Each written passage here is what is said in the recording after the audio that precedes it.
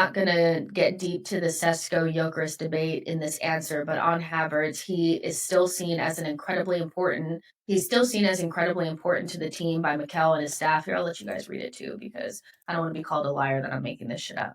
Let's see. There. All right. Let's see. There. I'm not going to get deep into the Sesko-Gyökeres debate in this answer, but on Havertz, he is still seen as still seen as incredibly important to the team by Mikel Arteta and his staff. They really love the combination of physical, mental, and technical attributes he brings. My prediction, so this is a prediction from him. So remember, it is a prediction. My prediction is whoever Arsenal sign, Havertz will start the season as first choice number 9 and probably play a lot more games there than many expect. Which we've kind of been saying this on the channel, that I don't think this is the end of Havertz because Arteta sees him as a plus, not a minus. I think a lot of fans see him as a minus, but he definitely sees him as a plus.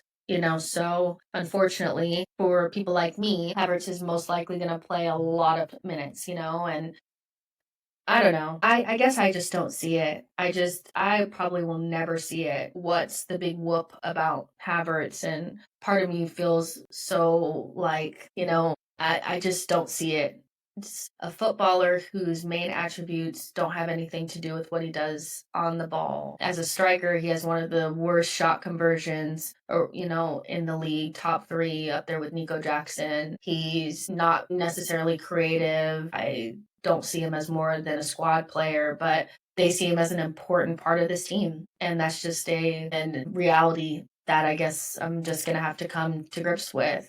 Because even though this is just a prediction from James McNicholas, I don't think any of us look at this and think it's a joke or it's off base. We know Arteta loves Havertz. He was even saying that he was breaking all the physical metrics, and I guess I can understand more if he was lightning quick or super strong or something, but I think he's just kind of okay at everything. But maybe I just don't know ball and I cannot see what a majestic footballer this is. But buying Gyökeres and seeing him on the bench for this guy starting is, my head's gonna be on Pluto. Whatever, man. The Gunner blog is wrong. There's no way Havertz will start over Sesko or Gyökeres. Rap says we're trying to sign Gyökeres with this message. Dragoon says I've said it for the 100th time. Gyökeres or Sesko aren't coming to hold bench. That's obvious. I guess we're not signing a striker.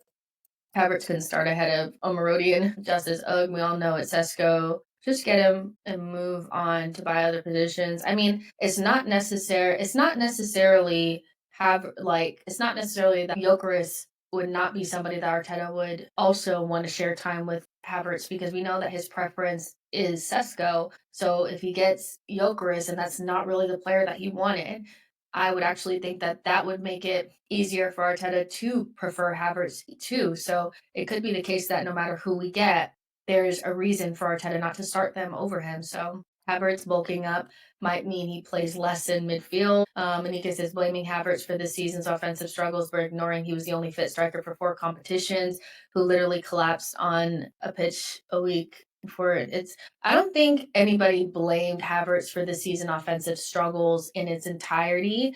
I just think that he's just not good enough to be our number 9 and lead us to a Champions League or a Premier League. That's completely different than blaming him for all of our struggles. I never said that he was the only reason why we lost things. I never said that I didn't understand that he was tired and all of that. I just don't think he's good enough to lead the line for Arsenal Football Club in the Champions League and Premier League and us win major trophies. So the two don't have anything really to do with each other. I think we need to lift the levels, and to me, he's average. He is average at pretty much everything. When his main qualities are not what he does on the ball, it's all about space invading and working hard off of the ball and running and that's just not Arsenal Football Club, and we should aim for higher. We're going up against Salah and Holland, and we have Havertz. So I get it that people really want to defend Havertz. They like him. They bought into the fact that he could be the guy. For me, he's not. So it just is what it is. I still think it's a strange choice. I think most people outside of Arsenal think it's still strange that we are pretending he's good enough, but Arsenal fans, a lot of Arsenal fans do feel like he's the guy. We will see, because if he's starting games next season and the other guy is not starting as much, at a certain stage, if he starts enough times at number 9, we will know. It won't be about him getting injured. It won't be about anything other than is he good enough or not. Chris says Havertz is a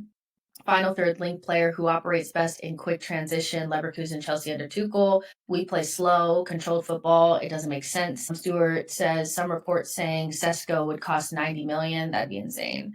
Boy says Havertz is just spicy. Iwobi is what matters. But Drop says what happened to Kai? I used to dream of signing him at Leverkusen. Not even words generated the type of hype Kai had in Germany. Sad what's happened since. He grew a couple of inches. I think going from 6'1" to 6'4" or whatever, it just changed the whole dynamic of how he runs and how he kicks the ball and stuff. And you see that he's just a lot more agile and quick in Germany when you watch those comps back. He's just a lot slower here. And I just think that has quite a bit to do with it. And then the transition from the Bundesliga to the Premier League is a big one. And I just don't think he ever really mentally truly got over what happened at Chelsea. He's just a shell of the player that he was at Leverkusen. And I don't know. Akmal says Sporting came out and said they won't sell Jokers for less than 80 million. MM says Kroenke ain't cashing 265,000 pounds for Mans to sit on the bench, to be fair. Theo says he's Bettner with insane PR. And Boy says Havertz gets so much protection. I mean, just because somebody is not as bad as you thought he was going to be doesn't make him good. And I think, again, I say this all the time, but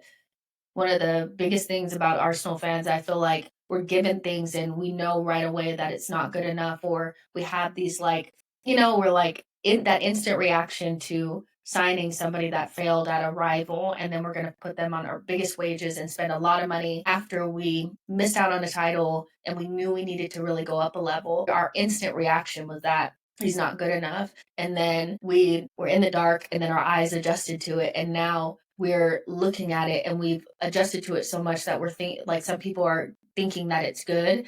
And I just think not as bad as I thought it was going to be does not equal good. And he just isn't as bad as I thought he was going to be, but it's still not as good as I feel like we could be. Again, Haaland, Salah, that's what we're going up against. Haaland, Salah, Isak, it's just not the same, especially we don't have a winger that's going to put up solid numbers. So we need a striker that's going to strike fear into the opposition, that's going to score when needed. Again, one of Kai Havertz's biggest things is not that he doesn't score goals, but that he doesn't score when we need him to. So mostly in big games against the Liverpools or the Cities or whatever, he misses big chances or he's just nowhere near it or whatever. And so that needs to change. If you guys want to hitch your wagon to the Kai Havertz train, that's fine. I'm just not on it.